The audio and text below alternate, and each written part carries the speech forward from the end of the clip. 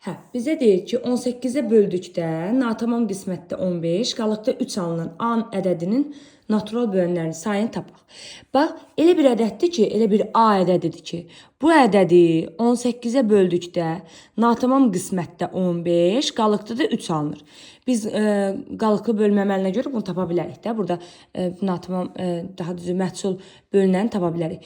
A bərabərdir 18-i vururuq 15-ə, düzdürmü? Üstlərə gəlirik 3-ü. Olur 273. Düzdürmü? 273.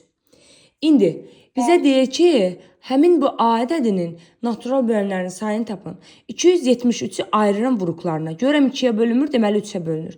27 burada olacaq, bax 91, düzdür.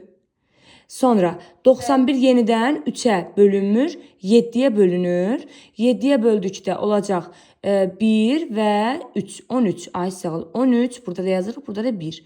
Doğrudurmu? İndi mən yazıram ki, 273 ədədini. Bərabərdir 3 vurulsun, 7 vurulsun 13.